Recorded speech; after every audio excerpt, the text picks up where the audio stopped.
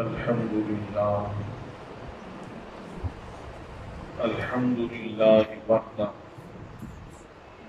والصلاة والسلام علی من لا نبی بعدہ وعلی آلہ واصحابہ الذین اوفوا عہدہ اما بعد فاعوذ باللہ من الشیطان الرجیم بسم اللہ الرحمن الرحیم یا ایہا الذین آمنوا استعینوا بالصبر والصلاة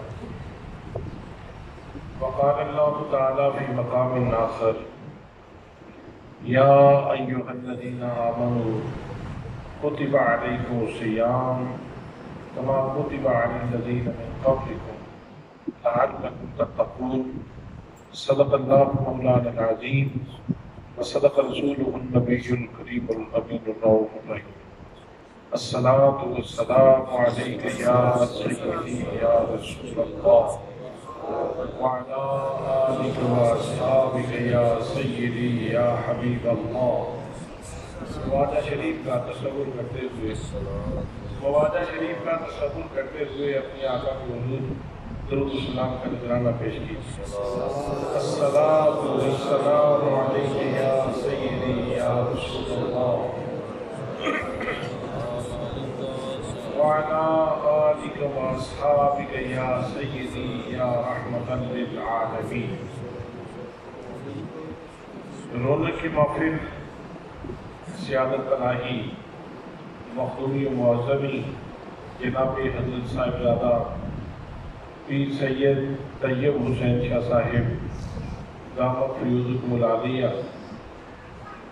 عزیز القدر شیخ الحدیث جناب حضرت علامہ مولانا مفتی شہباز حسین چشتی صاحب، خطیب جامع مسجد صابری جڑانوالہ و دیگر مقتدر محتشم ذی وقار ذی احترام علماء کرام، معززین شیخ، برادران اسلام، برادران طریقت، برادران محبت، السلام علیکم ورحمۃ اللہ وبرکاتہ۔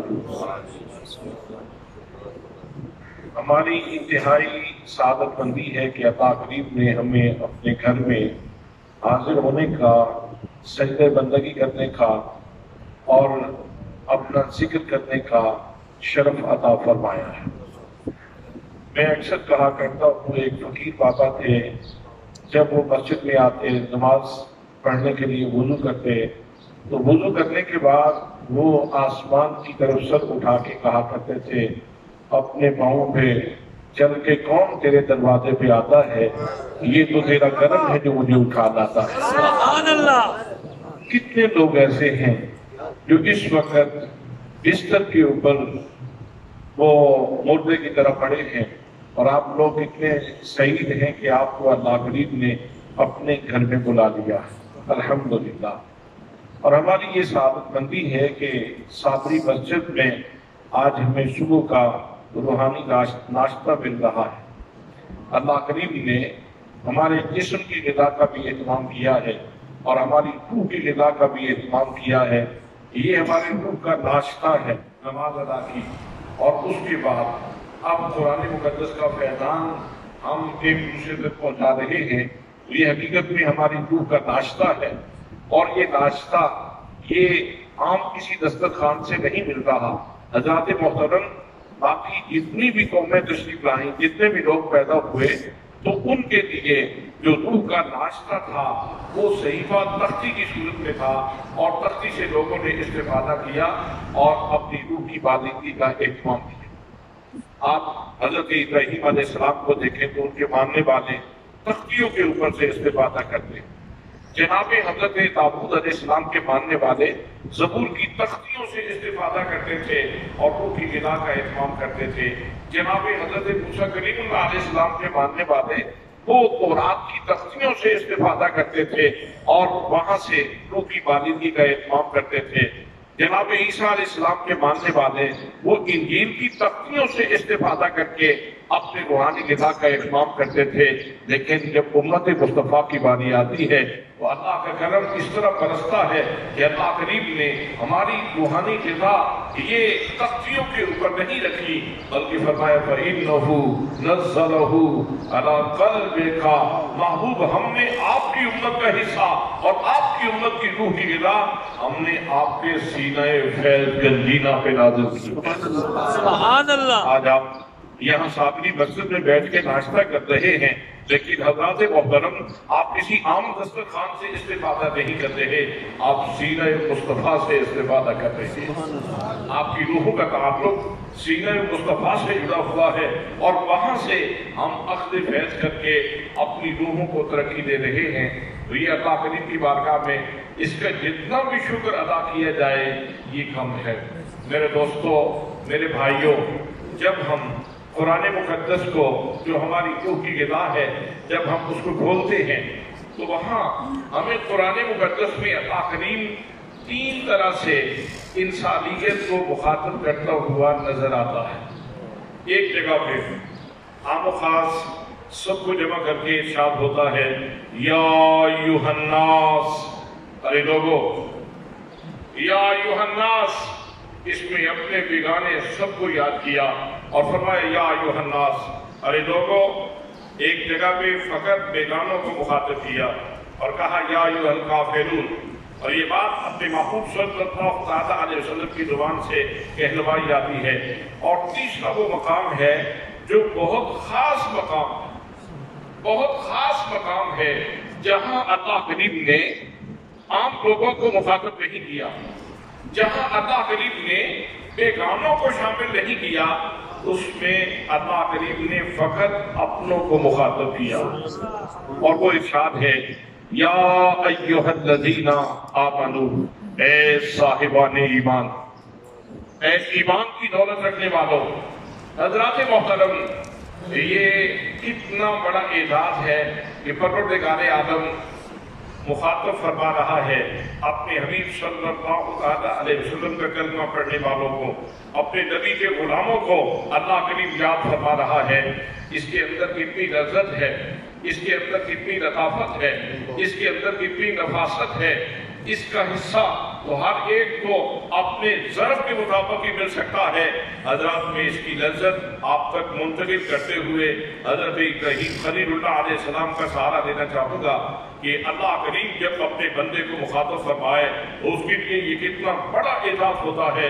معرج النبوہ میں ملا معین باعث الکاشفی نے لکھا اور بہت خوبصورت بات لکھی کہ نمرود جناب حضرت ابراہیم علیہ السلام کے بارے میں حسد سے اس کا سینہ کھرا ہوا تھا اور اس نے کہا کہ میں ابراہیم کو جلا دوں گا، جو میری مخالفت کرتا ہے میں اس کو قسم کر دوں گا، راکھ کر دوں گا، اس کی ہڈیاں بھی جلا دوں گا۔ اعلان ہوا سرکاری طور پر، لکڑیاں اکٹھی کی جا رہی ہیں اور جناب حضرت ابراہیم علیہ السلام کو جلانے کا پروگرام بن رہا ہے۔ ابراہیم مسکرا رہے، لکڑیاں جمع ہو گئی، بہت بڑا ایریا لکڑیوں سے جو ہے وہ بھر گیا، تو پھر اس میں آگ جلائی گئی، آگ جل رہی ہے اور جناب حضرت ابراہیم علیہ السلام مسکرا رہے ہیں، خلیل مسکرا رہے ہیں۔ پھر منجنیق رکھی جاتی ہے اور جناب حضرت ابراہیم علیہ السلام کو منجنیق میں رکھا جاتا ہے۔ جناب ابراہیم کو جکڑا جا رہا ہے، منجنیق میں رکھا جا رہا ہے۔ ابراہیم پریشان نہیں ہوتے، خلیل پریشان نہیں ہوتے، خلیل مسکرا رہے، مسکراتے ہوئے منجنیق میں بیٹھتے ہیں اور پھر منجنیق چلا دی جاتی ہے اور جناب ابراہیم علیہ السلام کو آگ میں پھینک دیا جاتا ہے۔ ادھر رب جلیل نے حکم دیا قلنا یا نار کونی برداً وسلاماً علی ابراہیم۔ ہم نے کہا تھا یا نارو، اے آگ میرے ابراہیم پہ ٹھنڈی ہو جا اور سلامتی والی ہو جا۔ حضرات محترم، جب اللہ کریم نے آگ کو مخاطب فرمایا، جناب ابراہیم علیہ السلام آگ میں تھے اور پھر چشم فلک میں یہ منظر دیکھا کہ اٹھتے تھے تو شعلے ہوتے تھے، بلند ہوتے تھے تو گلاب بن جاتے تھے، گلشن تیار ہو رہا تھا۔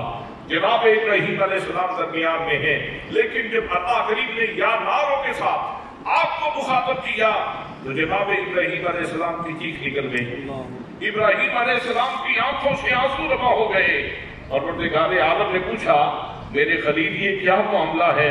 دشمن لکڑیاں اکٹھی کر رہا تھا اور تو مسکرا رہا تھا، دشمن لکڑیاں اکٹھی کر رہا تھا اور تو مسکرا رہا تھا، دشمن آگ لگا رہا تھا اور تو مسکرا رہا تھا، دشمن تجھے منجنیق میں باندھ رہا تھا اور تو مسکرا رہا تھا، اور جب دوست نے آپ کو گلزار بنا دیا اس وقت تم رو رہے ہو۔ تو جناب ابراہیم علیہ السلام نے جو عرض کی اس کو صاحبان ذوق ہی اس کا لطف لے سکتے ہیں اور اس سے جو ہے وہ لذت کشی کر سکتے ہیں۔ آپ نے عرض کی پروردگار عالم کاش یہ جو تم نے یا نارو کہا ہے یہ تیری زبان قدرت پہ یا ابراہیم ہوتا،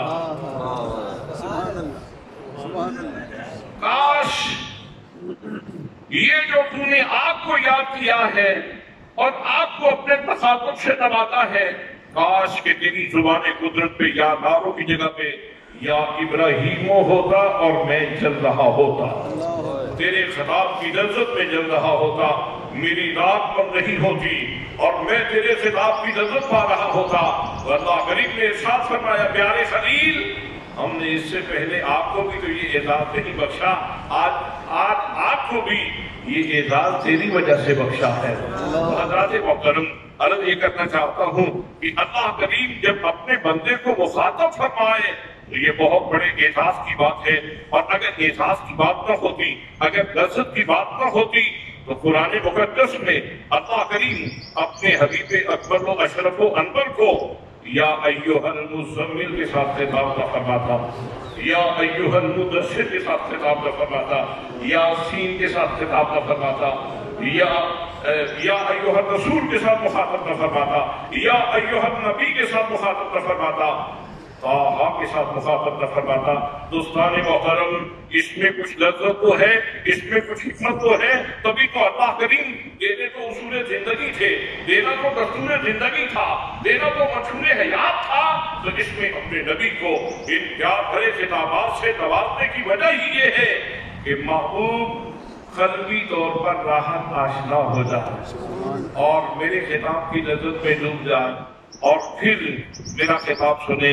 تو دوستان محترم اگر اس لذت کو مزید آپ کو آتشا کرنا چاہتے ہیں تو پھر ایک دروازہ ہے جہاں سے بڑی خالص قسم کی خیرات ملتی ہے، آئیے اس دروازے پہ دستک دیتے ہیں اور وہاں سے بھی ایک چیز ہمیں مل جاتی ہے، اور وہ دروازہ حضرت سیدہ زہرا بطول کا دروازہ ہے۔ سبحان اللہ، حضرت سیدہ طیبہ زہرا بطول سلام اللہ علیہا کا دروازہ ہے کہ جہاں سے سائل کبھی خالی نہیں لوٹا۔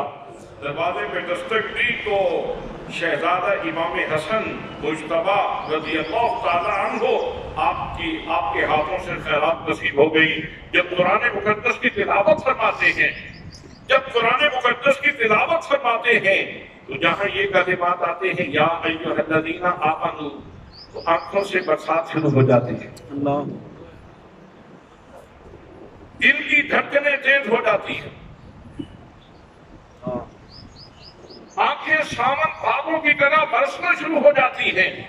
قرآن مقدس کی تلاوت کی جا رہی ہے۔ حضرات قرآن کی تلاوت تو میں بھی کرتا ہوں، آپ بھی کرتے ہیں، لیکن ہم کس توجہ سے کرتے ہیں، ہم کتنے انہماک سے کرتے ہیں، ہم کتنے استقرار سے کرتے ہیں، ہم کتنے فہم قرآن کی نیت سے قرآن مقدس کی تلاوت کرتے ہیں، یہ تو الگ بات ہے۔ لیکن ذرا دیکھیں تو صحیح یہ کون ہے قرآن کی تلاوت کرنے والا؟ یہ دل کی دھڑکنیں تیز ہو رہی ہیں، آنکھوں سے آنسو برس رہے ہیں، برسات شروع ہے اور رک جاتے ہیں۔ یا ایھا الذین آمنوا کے کلمات کے اوپر رک جاتے ہیں اور پھر عرض کرتے ہیں لبیک اللہم لبیک، لبیک اللہم لبیک، لبیک اللہم لبیک۔ میرے مالک میں حاضر ہوں، بے نیاز تیرا بندہ حاضر ہے، میرے مالک تیرا بندہ حاضر ہے، میں حاضر ہوں، مالک الملک، میں سراپا تسلیم ہوں تیری بارگاہ میں۔ تو دوستان محترم اگر ان ہستیوں نے لذت نہیں پانی تھی قرآن کی تو کس نے پانی تھی؟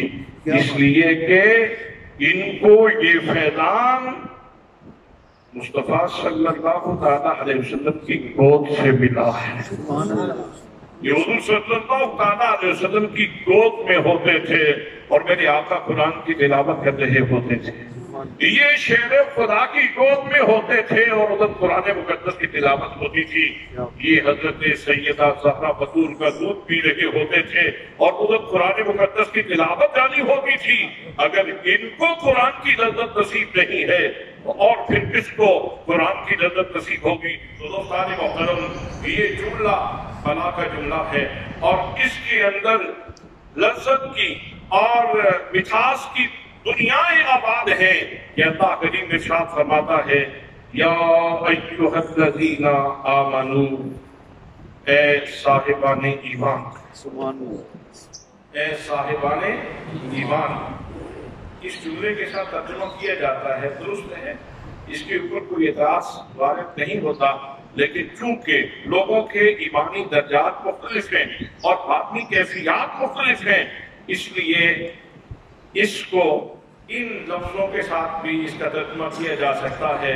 اے شیفتگان جمال مطلق، اے فریفتگان حسن ازل، اپنے آپ کو پیش نظر نہیں رکھنا، ہم نے صدیق اکبر سے لے کر کے نجف سے ہوتے ہوئے کربلا سے ہوتے ہوئے صحابی مسجد تک پہنچنا ہے۔ ان سبھی لوگوں کو دیکھیے جو اس خطاب کی لذت سے آشنا ہوئے، ان سب کی ہستیوں کو سامنے رکھ کے پھر اس کا ترجمہ کرنا ہے۔ اے شیفتگان جمال مطلق، اے فریفتگان حسن ازل، اے کشتگان خنجر تسلیم، اے محبت کی امانت کو اٹھانے والے خوشبختوں، اے اقرار لسانی اور تصدیق قلبی کے ساتھ صبح و شام میرے پیار کا دم بھرنے والوں، یہ اتنا لذت سے بھرا جملہ ہے کہ اس سے آگے کوئی بہت مشکل حکم بھی ہو تو اس یا ایھا الذین آمنو کی لذت میں اس کی ساری تلخی جاتی رہتی ہے، سبحان اللہ، اس کی ساری تلخی جاتی رہتی ہے، اس کی صلبت جاتی رہتی ہے، اس کی مشکل جاتی رہتی ہے، اس کے اندر جو آزمائش ہے وہ آسان ہو جاتی ہے۔ اتنی لذت ہے اس جملے کے اندر۔ آگے کیا ارشاد ہوتا ہے؟ فرمایا یا ایھا الذین آمنو استعینوا بالصبر والصلاۃ، اے صاحبان ایمان، اے شیفتگان جمال مطلق، کبھی پریشانی آ جائے، انسانی زندگی عسر و یسر سے عبارت ہے، کبھی زندگی میں نشیب آتا ہے، کبھی فراز، کبھی دن آتا ہے، کبھی رات، کبھی دکھ آتا ہے، کبھی سکھ۔ انسانی زندگی چونکہ یہ عسر و یسر سے عبارت ہے، اس کے اندر کبھی تلخی آتی ہے، کبھی آسانی آتی ہے، تو اس لیے اگر تلخی آ جائے، اگر دکھ آ جائے تو گھبرانا نہیں۔ ذرا اس سے پہلے یہ بھی تو سن، میں تجھے یاد کن لفظوں سے کر رہا ہوں۔ فرمایا استعینوا بالصبر، صبر سے مدد حاصل کرو، والصلاۃ، اور نماز سے مدد حاصل کرو، نماز سے مدد حاصل کرو۔ ویسے تو علامہ شہباز حسین چشتی صاحب نے بڑا جامع عنوان کا ذکر کیا ہے، لیکن میں تو یہاں ایک ہی حکمت شاید بیان کر پاؤں گا، وقت کی دامن میں ایک ہی جگہ ہے۔ حضرات محترم، پھر فرمایا نماز سے مدد حاصل کرو۔ نماز کیا ہے؟ نماز کیا ہے؟ الصلاۃ عماد الدین، نماز دین کا ستون ہے، تو اس ستون کو پکڑے رہنا، اس ستون کو مضبوطی سے پکڑے رہنا تو تم کامیاب ہو جاؤ گے۔ ایسا نہ ہو کہ دکھوں کے طوفان میں تم کہیں جو ہے وہ تزلزل کے شکار نہ ہو جاؤ۔ تو صبر کو اور یہ جو دین کا ستون ہے نماز، اس کو مضبوطی سے پکڑ کے رکھنا۔ اور پھر نماز میں ایک خاص چیز جو عنایت کی وہ یہ ہے کہ اس کو 5 حصوں میں تقسیم کیا۔ ایک بات انسان کے ذہن میں آتی ہے، صبح اٹھتے ہیں، تازگی ہے، فریش ہیں، ابھی وضو کیا ہے، وقت بھی ہے، تو ایک ہی دفعہ 5 نمازیں پڑھ لی جائیں، ایک ہی دفعہ 5 نمازیں پڑھ لی جائیں، 5 نمازیں ایک ہی دفعہ ادا کریں، اس کے بعد دکان پہ بیٹھے، اس کے بعد کاروبار زندگی میں مشغول ہو جائیں، تو یہ سوچا جا سکتا ہے کہ ساری نمازیں پڑھ لی جائیں، لیکن اس میں کیا حکمت ہے کہ عطا کریم نے ہمیں ایک ہی دفعہ ساری نمازیں پڑھنے کا حکم نہیں دیا، بلکہ وقفوں کے ساتھ نماز قائم کرنے کا حکم دیا۔ لیکن اس سے پہلے ہمیں یہ دیکھنا ہے کہ نماز قائم کیسے کرنی ہے۔ نماز قائم کرنا کسے کہتے ہیں؟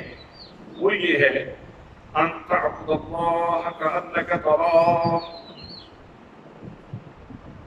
ان تعبد اللہ کأنک تراہ فإن لم تکن تراہ فإنہ یراک، کہ تو اللہ کی بارگاہ میں ایسے کھڑا ہونے کی کوشش کیا کر جیسے تو اس کے جلووں کو دیکھ رہا ہے، سبحان اللہ، سبحان اللہ، جیسے تو اس کے جلووں کو دیکھ رہا ہے۔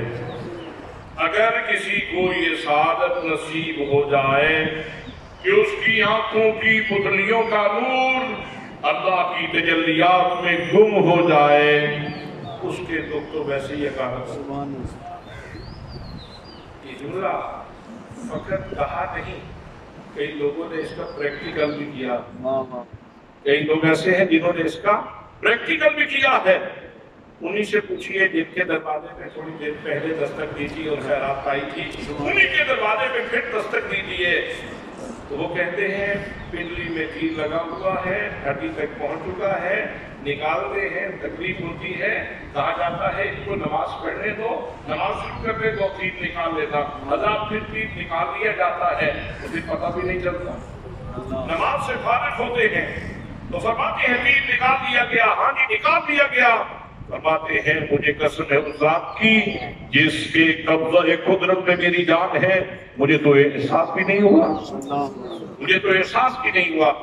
اس کا مطلب یہ ہے کہ رسول اکرم صلی اللہ علیہ وسلم کے اس فرمان کی تفسیر ہو رہی ہے، توضیح ہو رہی ہے، تشریح ہو رہی ہے، ان تعبد اللہ کأنک تراہ، کہ تم اس طرح کھڑا ہوا کرو جیسے تمہاری آنکھوں کی پتلیاں جمال مطلق پہ لگی ہوئی ہیں۔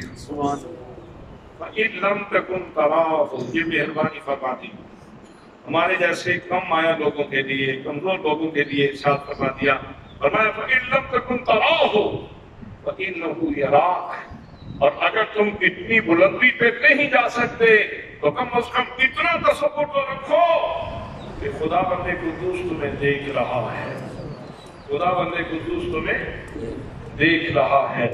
حضرات، اور یہ سعادت بھی کوئی کم سعادت نہیں ہے کہ انسان اللہ کے دربار میں کھڑا ہو اور اس احساس میں ڈوبا ہوا ہو، شکر ہے مجھ مسکین پہ اس کی نظر ہے، شکر ہے مجھ مسکین پہ، مجھ ناچیز پہ اس کی نظر ہے، دیدار کے قابل کہاں اپنی نظر ہے، یہ ان کی عنایت ہے کہ رخ ان کا ادھر ہے۔ دیدار کے قابل کہاں اپنی نظر ہے، یہ ان کی عنایت ہے کہ رخ ان کا ادھر ہے۔ تو دوستان محترم، نماز کا قائم کرنا تو ایسے ہے، تیری نگاہ ناز میں، تیری نگاہ ناز میں میرا وجود، بے وجود،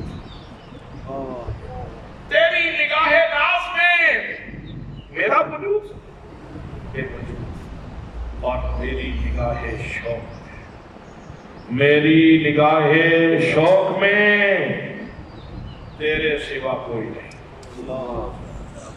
میری نگاہ شوق میں تیرے سوا کوئی نہیں۔ اس شوق میں ڈوب کے نماز ادا کرنی ہے تو پھر اس کو 5 حصوں میں تقسیم کرنی ہے۔ اصل مقصود کیا ہے؟ مقصود یہ ہے کہ فجر کی نماز ادا کی، یہ احساس لے کے مسجد سے نکلے وہ مجھے دیکھ رہا ہے، یہ کم احساس ہے۔ کئی تو وہ ہیں جو انہی جگہوں میں ڈوبے رہتے ہیں اور کاروبار زندگی بھی چلتا رہتا ہے، لیکن وہ بے شک مجلس میں بیٹھے ہوں، لوگوں کے ساتھ مشغول ہوں، لیکن وہ کسی اور مشاہدے میں بھی مستغرق ہوتے ہیں۔ لیکن کم از کم یہ ہے کہ مسجد میں یہ تصور تو مسجد سے لے کے نکلتے ہو کہ میرا رب مجھے میرا رب مجھے میرا رب مجھے میرا رب مجھے آپ سارے بولے میرا رب مجھے دیکھ رہا ہے. میں نے قرآن مقدس کو میں نہیں کہہ سکتا کہ میں نے گہرائی کے ساتھ پڑھا ہے، اس لیے کہ کہیں یہ دعویٰ غلط نہ ہو جائے. یہ تو شاید امام فخر الدین رازی بھی دعویٰ نہ کر سکے کہ میں نے بہت گہرائی سے پڑھا ہے، لیکن جتنا میں نے دیکھا ہے اور جتنا یہ ساتھ نصیب ہے مجھے قرآن مقدس پڑھانے کی، بچوں کو پڑھاتا رہتا ہوں، تو میں نے قرآن مقدس کا مشاہدہ کیا ہے کہ قرآن مقدس میں آپ دوسری تیسری آیت پہ آیت مراقبہ ہے. وہ علیم ہے، وہ خبیر ہے.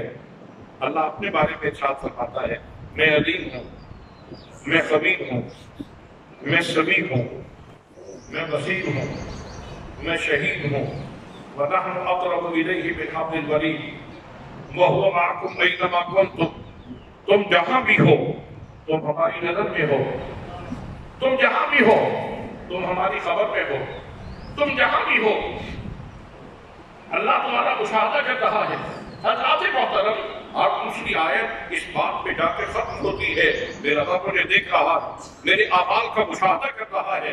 حضرات اگر پورے قرآن مقدس کا نچوڑ نکالا جائے تو قرآن مقدس میں اور دوسری آیت مراقبہ ہے، اور اگر اس کی مشق دیکھنی ہو تو نماز میں بھی مراقبہ کی مشق ہے اور روزے میں بھی مراقبہ کی مشق ہے.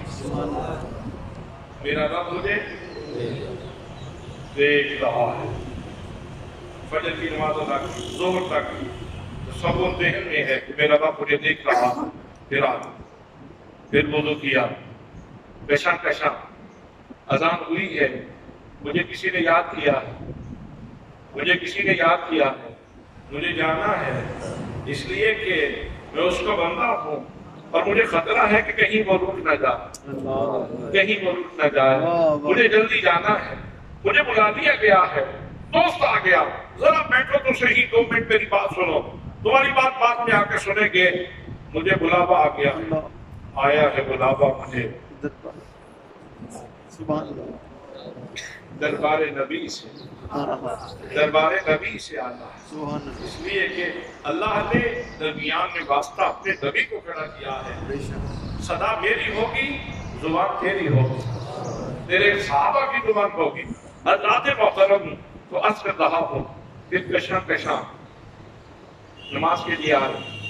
حضرت بیدم شاہ وارسی نے نماز سے قبل اور نماز کے اندر کی کیفیت کو بیان کیا کہ بندہ مومن جب نماز کے لیے آتا ہے تو کیفیت کیا ہوتی ہے، اور جب نماز کے اندر ہوتا ہے تو پھر اس کی کیفیت کیا ہوتی ہے. اذان توجہ ہے تو اجازت دیں تو میں ذرا آپ کی خدمت میں عرض کروں. نماز کے لیے آتے ہوئے جب وضو کرتا ہے تو ادھر وضو ہو رہا ہوتا ہے اور ادھر کیفیات یہ ہوتی ہیں.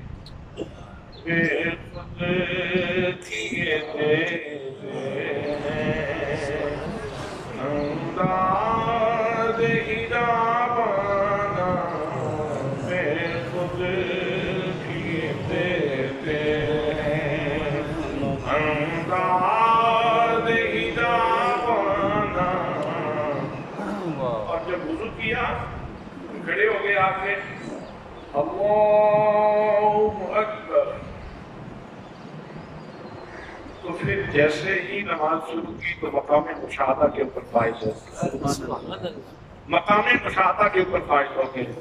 تو پھر کیفیت یہ ہے، تو بول رہی ہے، زمین بول رہا ہے دل میں تجھے رکھ لوں اے جلوے جانانا، دل میں تجھے رکھ لوں.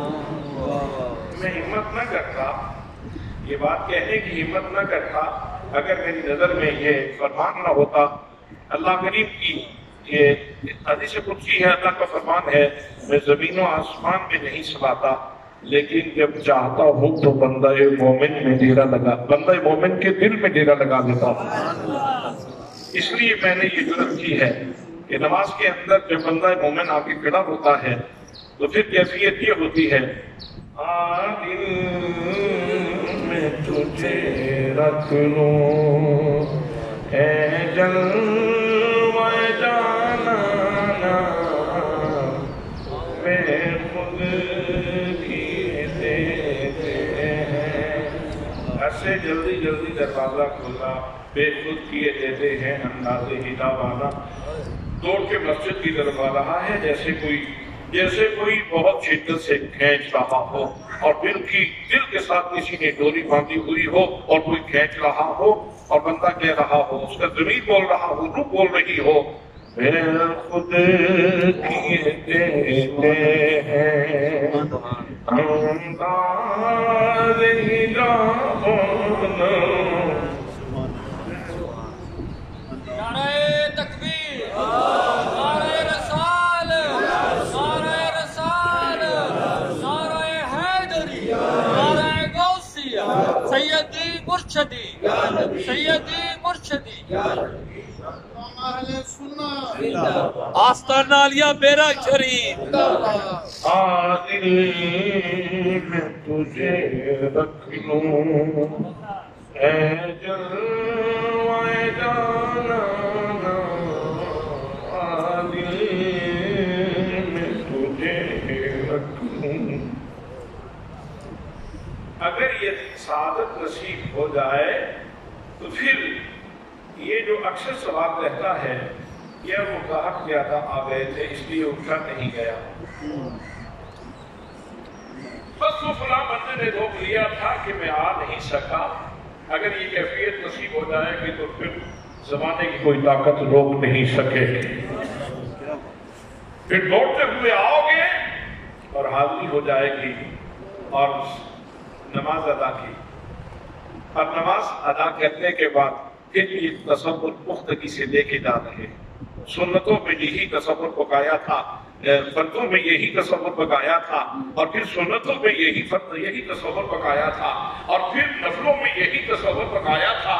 بعد چونکہ اس وقت روشنی کافی ہو چکی ہوتی ہے اور اس وقت وہ انسانی ذہن کے مصروف ہونے کا وقت ہوتا ہے، تو اس کو زیادہ خوراک چاہیے تصور پختہ کرنے کے لیے، اس لیے رکعتیں زیادہ رکھی گئی تاکہ تیرا تصور پختہ ہوتا. اب ظہر سے عصر تک دکان پہ بیٹھ، لیکن اس تصور کے ساتھ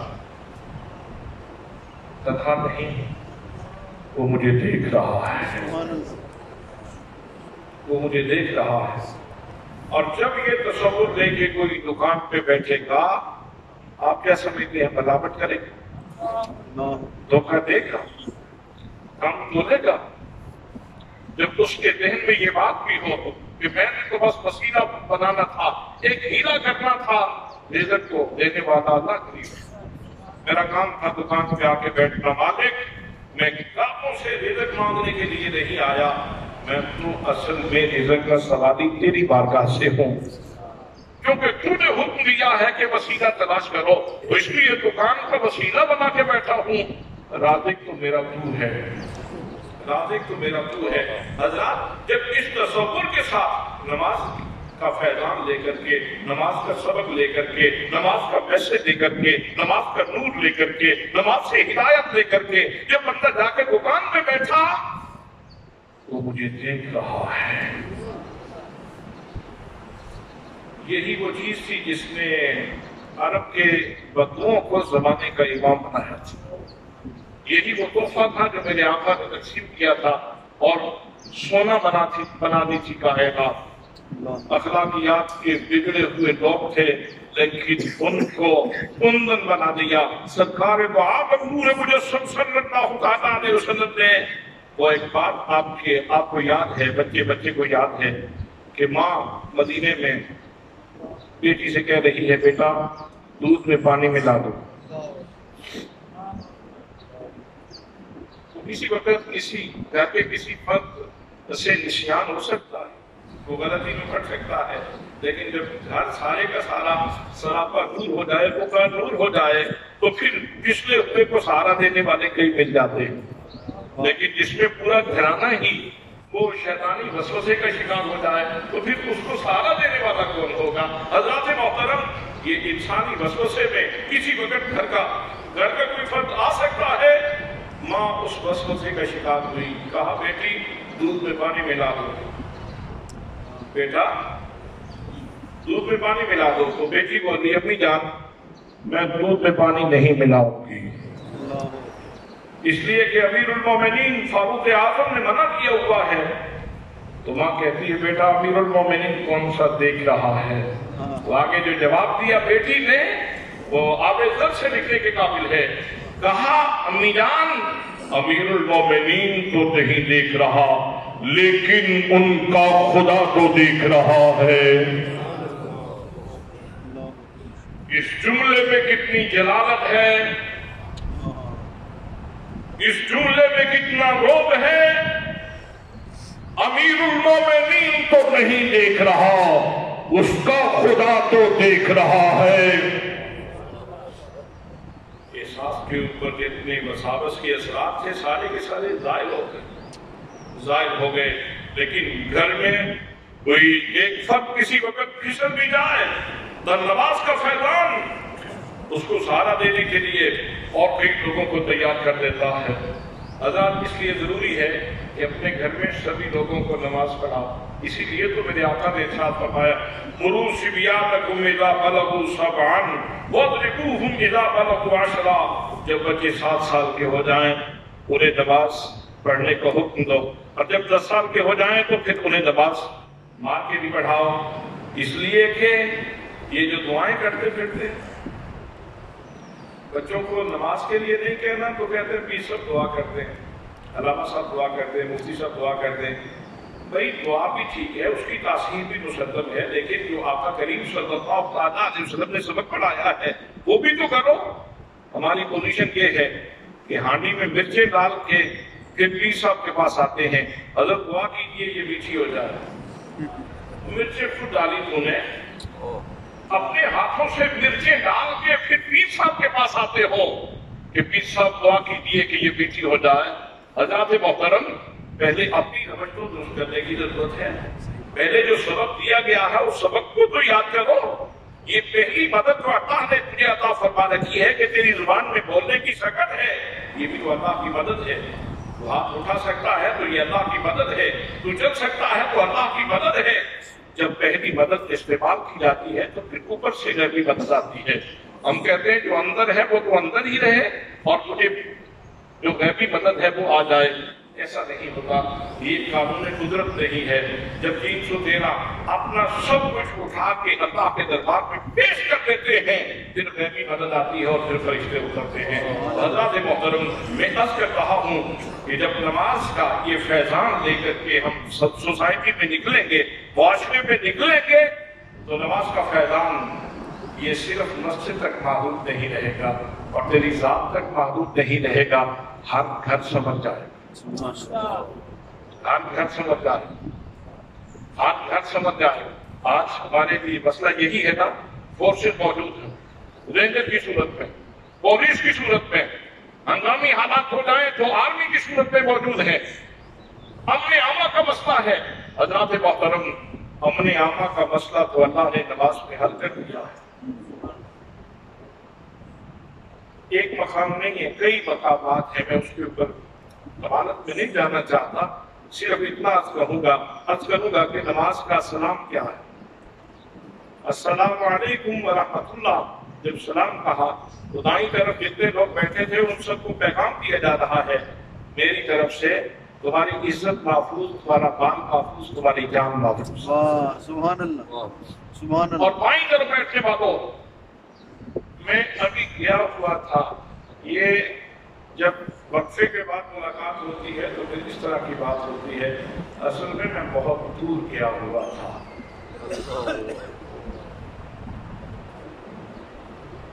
तो हमको नमाज में भी खड़े होकर दूर नहीं जाते, निंदिया पूरी जाते। नमाज में खड़े होकर भी निंदिया पूर नहीं, दूर जाना है, बल्कि हुजूर जाना है, हुजूर जाना है। मैं बड़ी बारगाह में था, हरीम नास में था, हरीम कुदस में था, मैं वापस आ गया हूँ। मैं तुम्हें पैगाम देना चाहता हूँ, ये उस बारगाह का फैजान है। मैं तुम्हें कहना चाहता हूँ कि मेरी तरफ से तुम्हारी इज्जत महफूज है, तुम्हारी जान महफूज है, तुम्हारा माल महफूज है। दोस्तान मोहतरम اگر معاشرے میں نماز عام ہو جائے اور نماز کا فیضان اس سوسائٹی کو مل جائے اور سبھی لوگ ایک دوسرے سے کہیں کہ میری طرف سے تمہاری عزت محفوظ، تمہاری جان محفوظ، تمہارا مال محفوظ، تو کیا سمجھتے ہیں تھانے میں رونق رہے گی؟ تھانے میں یہ رش رہے گا؟ کچہریوں میں یہ سلسلے رہیں گے جھوٹ بولنے کے؟ یہ سارے کے سارے نظام رہیں گے؟ حضرات محترم، آج ہماری خامی یہ ہے، ہمارا قصور یہ ہے کہ ہم نے نماز کی طرف سے رخ پھیر لیا ہے۔ کچھ تو وہ ہیں جو پڑھتے ہی نہیں، جو ادا ہی نہیں کرتے، اور کچھ جو پڑھتے ہیں تو ان کو پتہ ہی نہیں کہ میں کیا پڑھ رہا ہوں۔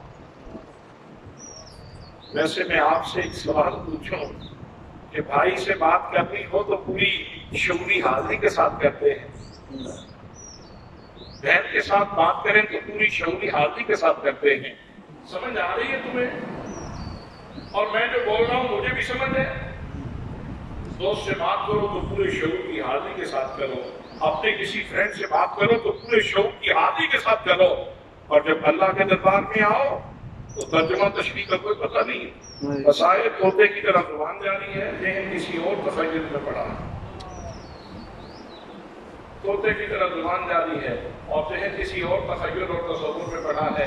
حضرات، یہ نماز قائم کرنا نہیں ہے، نماز قائم کرنا تو یہ ہے کہ نماز کا ایک ایک حرف تیری ہڈیوں کی آخری رمق تک پہنچ جائے۔ سبحان اللہ۔ اور جیسے وہ حضرت سلطان العارفین نے کہا تھا، نفی اس بات کا پانی ملیا ہر لگے ہر چھائی، ہر لگے ہر چھائی ہو، نفی اس بات کا پانی ملے تو پھر جا کے مسئلہ حل ہوگا۔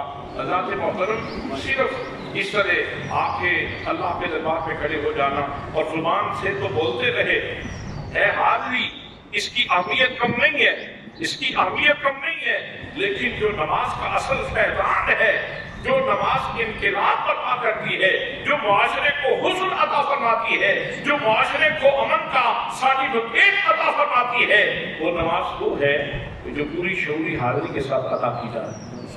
آپ اس لحاظ سے انتہائی خوش نصیب لوگ ہیں کہ آپ جس عالم دین کے پیچھے نماز جمعہ ادا کرتے ہیں وہ فقط رسمی عالم نہیں ہے، وہ الحمدللہ دین کی بہت ساری جہتیں ان کے ذہن میں ہیں اور آپ ان سے استفادہ کر سکتے ہیں۔ میں نے اس موضوع کے اوپر نماز کے ترجمہ اور تشریح کے حوالے سے ایک کتاب بھی لکھی ہے، اگر آپ کو پڑھنے کو مل جائے، اس میں نے عنوان یہ رکھا ہے کہ تمام معاشرتی، معاشی، سیاسی، اعتقادی اور عملی خرابیوں کی اصلاح کا ادارہ نماز۔ نماز کے ترجمہ اور تفسیر کے اوپر یہ تقریباً 450 صفحات کی کتاب ہے۔ اگر آپ اپنے گھر میں رکھیں، اس کو پڑھیں تو بہت سارے، میں یہ یقین سے کہہ سکتا ہوں کہ اللہ کے فضل سے آپ کی نماز کا کیف بدل جائے گا، نماز کا سلوک بدل جائے گا۔ تو حضرات محترم، آج کی اس نشست میں بس یہی کہنا چاہتا ہوں کہ نماز ہمیں جو سوغات محبت عطا کرتی ہے وہ مراقبہ کا تصور ہے۔ میرا رب مجھے دیکھ رہا ہے، میرا رب مجھے دیکھ رہا ہے۔ عصر کی نماز ادا کرنے کے لیے آنا، نماز ادا کی، افراتفری کا وقت ہوتا ہے، رکعتیں تھوڑی ہیں، گنجائش ہے تو سنتے ہوئے ادا کر لیں، اور اگر کہیں مقامی حالات ہیں تو پھر تم فرضوں پہ بھی اکتفا کر سکتے ہو، لیکن یہ تصور لے کے جاؤ کہ میرا رب مجھے دیکھ رہا ہے۔ پھر مغرب کے لیے آؤ، تو نے ابھی چونکہ جسم کو اچھا بھلا کھانا دینا ہے تو روح کا بھی تو حق تو ہے نا کہ اس کو بھی غذا دی جائے، تو اس لیے یہ حاضری لگواتے جاؤ اور یہ تصور لے کے جاؤ کہ میرا رب مجھے دیکھ رہا ہے۔ اور اب آنکھیں بند کرنے کا وقت ہے، نیند کا وقت آ رہا ہے، اور تم موت صغرا کے چنگل میں جانا چاہتے ہو، پتہ نہیں صبح آنکھیں کھلیں گی نہیں کھلیں گی، صبح پتہ نہیں صبح ہوگی کہ نہیں ہوگی، سویرا نصیب ہوگا کہ نہیں ہوگا، جاتے ہوئے بھرپور طریقے سے ملاقات کر کے جاؤ، جاتے ہوئے بھرپور طریقے سے ملاقات کر کے جاؤ اور یہ تصور پختہ کر کے جاؤ کہ میرا رب مجھے میرا رب مجھے دیکھ رہا ہے۔ حضرات محترم، یہی تصور ہے جو قرآن مقدس پختہ کرواتا ہے، یہی تصور ہے جو نماز پختہ کرواتی ہے، اور یہی تحفہ ہے جو روزہ ہمیں عطا کرتا ہے۔ پہلے فرمایا یا ایھا الذین آمنوا، اے صاحبان ایمان، استعینوا بالصبر والصلاۃ، نماز اور صبر سے بدل حاصل کرو۔ پھر فرمایا یا ایھا الذین آمنوا، اے صاحبان شوق، کتب علیکم الصیام، تم پر روزے فرض کر دیے گئے ہیں، کما کتب علی الذین من قبلکم، جس طرح تم سے پہلے لوگوں کے اوپر فرض کیے گئے تھے، لعلکم تتقون، تاکہ تم تقوی کی دولت سے مالا مال ہو جاؤ۔ حضرات محترم، روزہ ایک مستقل مشق ہے، اور اس کے اندر ایک خوبی یہ ہے کہ یہ ایک بندہ مومن کا اللہ کے حضور خاموش نذرانہ محبت ہے۔ اگر آپ کو ذوق کی اجازت دے تو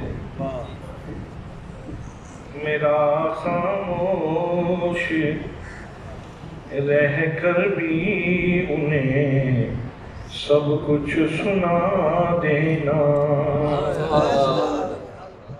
میرا خاموش رہ کر بھی انہیں سب کچھ سنا دینا، زبان سے کچھ نہ کہنا، دیکھ کر آنسو بہا دینا۔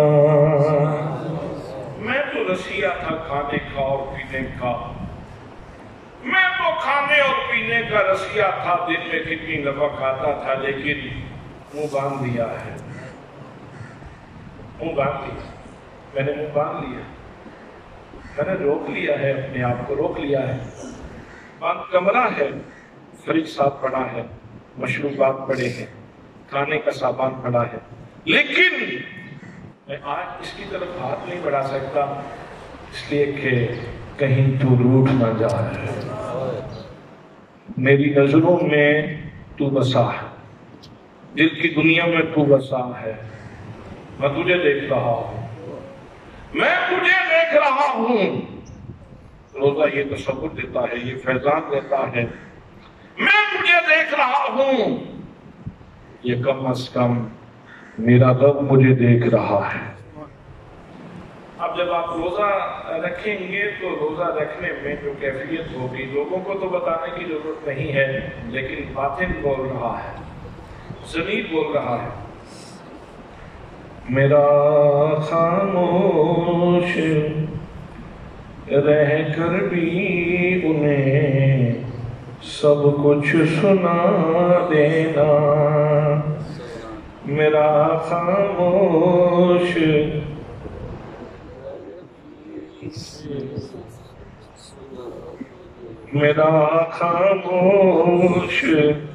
رہ کر بھی انہیں سب کچھ سنا دینا، زبان سے کچھ نہ کہنا، دیکھ کر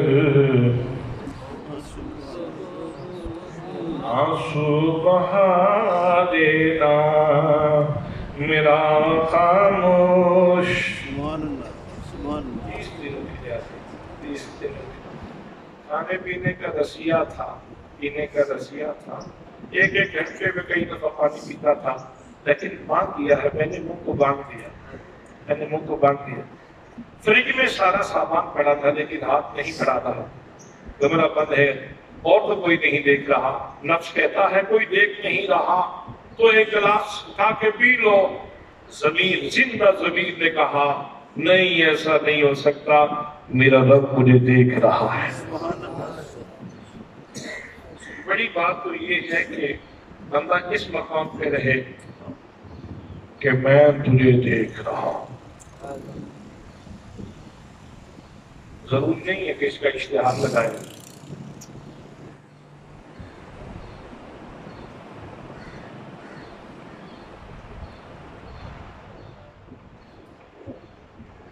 ضروری نہیں ہے کہ اس کا اعلان کیا تھا،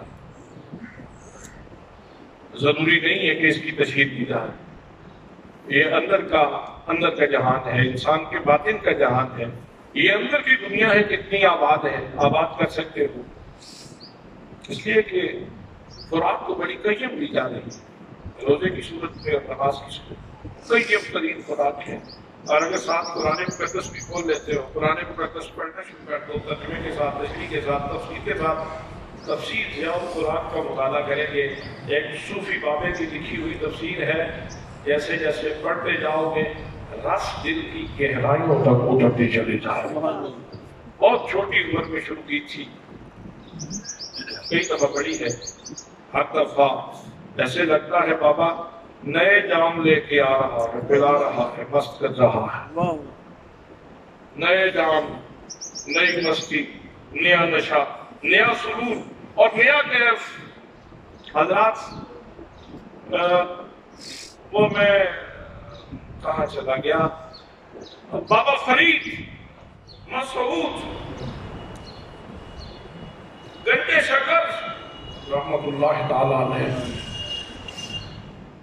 کتنے حضوری شخص ہیں، بیت المقدس میں چلا گا ہے، حرم میں چلا گا ہے، پیر عبدالرحمن کعبے کے بازار میں چلا گا ہے، کلر کا ہاتھ چلا گا ہے، چٹوری کشمیر میں چلا گا ہے۔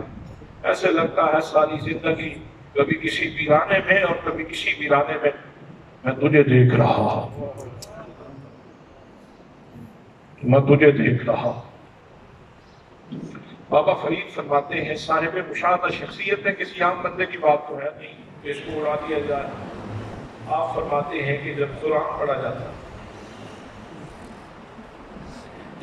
پڑھا جاتا ہے ایک حرف جب کوئی بندہ قرآن پاک کا پڑھتا ہے تو اس کے اوپر 1,00,000 انوار نازل ہوتی ہیں۔ سبحان اللہ۔ روح کی بالندگی کا سامان بھی ہے، روح کی غذا بھی ہے، زندگی کے سمجھنے کا سامان بھی ہے، منشور حیات بھی ہے، دستور زندگی بھی ہے، روح کا لنک بھی اس کے دربار کے ساتھ ہو جاتا ہے، انسان کا فہم روشن ہو جاتا ہے، فہم مستقیم نصیب ہو جاتا ہے، انسان کو بہت ساری دولتیں اور سعادتیں نصیب ہوتی ہیں، اور ساتھ یہ ہے جہاں تو بیٹھے گا قرآن کھول کے تو وہ کہتا ہے اچھا یہ خزینہ جو مصطفیٰ کے سینے میں نے رکھا تھا تجھے اس سے پیار ہو گیا ہے۔ سبحان اللہ، سبحان اللہ۔ جی تو چاہ رہا ہے کہ اسی لذت میں کئی صدیاں گزر جائیں اور میں یہ کہتا رہوں اور آپ یہ سنتے رہیں، لیکن کاش یہ وقت کی سوئیاں اور گھڑی کی سوئیاں یہ ہمیں کچھ کہہ نہ رہی ہوتی تو میں ابھی کچھ اور بھی بیان کرتا، لیکن اس پہ مجھے تھوڑا سا اور بھی کہنا ہے۔ میرا خاموش رہ کر بھی انہیں سب کچھ سنا دینا، بس یہ اس لیے دے رہا ہوں کہ آپ اس کو تحفہ سمجھ کے قبول فرمائیں، اور جب دکان پہ بیٹھے، گھر پہ بیٹھے تو بیٹھے بیٹھے روزے کی لذت لیں۔ آنسو بہ رہے ہوں تو بیٹا پوچھے کہ ابا جان مسئلہ کیا ہوا، تو آپ کہیں بیٹا مسئلہ کچھ نہیں ہوا، بس کرم نوازی ہو گئی۔ میرا خاموش رہ کر بھی انہیں سب کچھ سنا دینا، زبان سے کچھ نہ کہنا، دیکھ کر آنسو بہا دینا۔ کسی کے ذہن میں، کسی دوست کے ذہن میں یہ تصور آ سکتا ہے یا ایھا الذین آمنوا کا کلمہ لذیذ تو ہے لیکن وہ بہت پہلے حکم ہو گیا تھا، تو یہ بہت پرانا نہیں ہو گیا؟ حضرات میں آپ سے پوچھنا چاہوں گا کہ مجھے بتائیے سیب تو بہت پرانا ہے لیکن ابھی جا کے اگر سیب کھائیں گے تو لذت ہے کہ نہیں؟ دودھ تو بہت پہلے پیدا کیا تھا پیدا کرنے والے نے، لیکن ابھی دودھ کا پیالہ پی لیں تو لذت ہے کہ نہیں؟ لذت ہے کہ نہیں؟ وہ کلام الہی کریم ہے، مخلوق نہیں ہے، یہ مخلوق ہے۔ کلام الہی غیر مخلوق ہے، یہ مخلوق ہے، لیکن ہر چند کے ہو مشاہدہ حق کی گفتگو بنتی نہیں، مادہ و ثابت رہے بغیر کو مجاز کا سہارا لینا پڑے گا نا بات سمجھانے کے لیے۔ حضرات محترم، بس اس کے لیے ضروری یہ ہے، ایک تو بندے کی اپنی صحت ٹھیک ہو، دوسرے نمبر پہ چیز فریش ہو، اصلی ہو، بندے کی اپنی صحت بھی ٹھیک ہو اور بھوک بھی لگی ہوئی ہو، پیاس بھی لگی ہوئی ہو۔ حضرات جب سیب زیادہ کھا لیں تو بھوک ختم ہو جاتی ہے، جب دودھ زیادہ پی لیں تو پیاس ختم ہو جاتی ہے، لیکن یہ معاملہ ایسا ہے کہ جیسے جیسے اس کو استعمال کرتے جاؤ تو بھوک بڑھتی چلی جاتی ہے، بھوک بڑھتی چلی جاتی ہے، اس میں بھوک بڑھتی چلی جاتی ہے، پیاس بڑھتی چلی جاتی ہے۔ بس یہ قرآن کیوں نہیں کھولا جا رہا؟ پیاس کم ہو، فاصلہ بڑھتا گیا۔ آپ فاصلہ کم کریں، جیسے جیسے قریب آتے جائیں گے بھوک بڑھتی چلی جائے گی۔ چیز تو فریش ہے، یا ایھا الذین آمنوا کا خطاب وہ تو فریش ہے، اس کی تو آج بھی اسی طرح تاثیر ہے، قرآن تو آج بھی اسی طرح جو ہے وہ فیض رساں ہے۔ حضرات محترم کو تو فریش حالت میں ہمارے پاس موجود ہے، اس کے اندر تو کوئی تحریف بھی نہیں ہوئی، لفظی تحریف بھی کہیں نہیں ہو سکی۔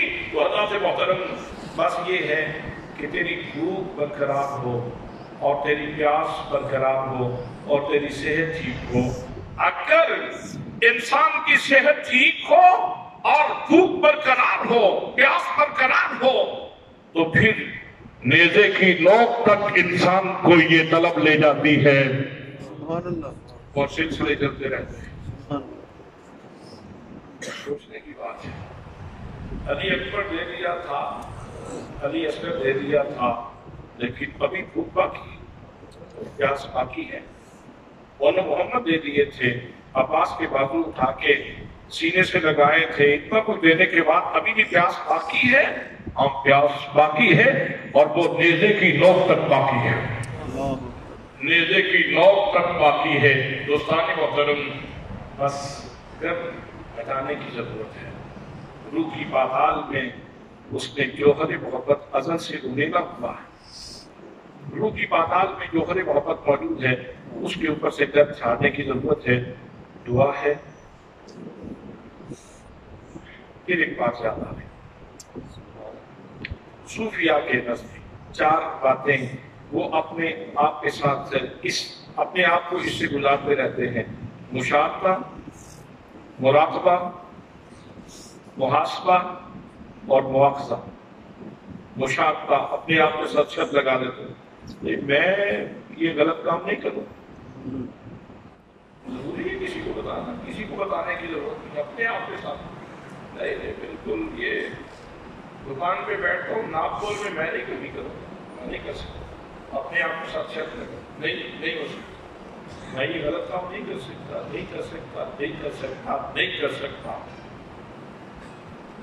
کیوں نہیں کر سکتا؟ اس سے اگلا مقام دیکھ رہا ہے، وہ دیکھ رہا ہے۔ پھر کبھی مسٹیک ہو گئی تو محاسبہ کی، اسی لیے تو اللہ نے ارشاد فرمایا من صام رمضان ایمانا واحتسابا غفر له ما تقدم من ذنبه۔ جو آدمی ایمان و احتساب کے ساتھ روزہ رکھتا ہے تو اللہ اس کے سارے پہلے گناہ معاف فرما دیتا ہے۔ اپنے آپ کا محاسبہ، کہیں پاؤں دائیں بائیں تو نہیں ہوا، کہیں فکر کی سوئی دائیں بائیں تو نہیں ہوئی، محاسبہ ہے، محاسبہ۔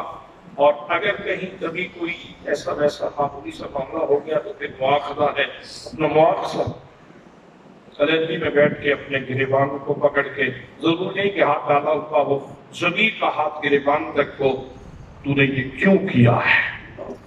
تو نے یہ کیوں کیا ہے؟ مجھے معلوم نہیں تھا کہ الفت کے رشتے کہاں جڑے ہوئے ہیں، پیار کے رشتے کہاں جڑے ہوئے ہیں، تعلق ہمارا کہاں جڑا ہوا ہے، ہم کس کے بندے ہیں، کس سے محبت کرتے ہیں، وہ مدینے والے کو منہ کیسے دکھائے گا؟ حضرات محترم، تو یہ وہ سوغات ہے جو قرآن بھی دیتا ہے، نماز بھی دیتی ہے اور روزہ بھی دیتا ہے کہ اللہ مجھے دیکھ رہا ہے، اللہ مجھے دیکھ رہا ہے۔ سبق بہت لمبا ہے تو اس لیے اسی پہ اکتفا کرتا ہوں۔ کوئی لفظ غلط نکل گیا ہو تو آپ سارے لوگوں کی موجودگی میں مالک کے حضور معافی کا خواستگار، مالک کے حضور معافی کا خواستگار،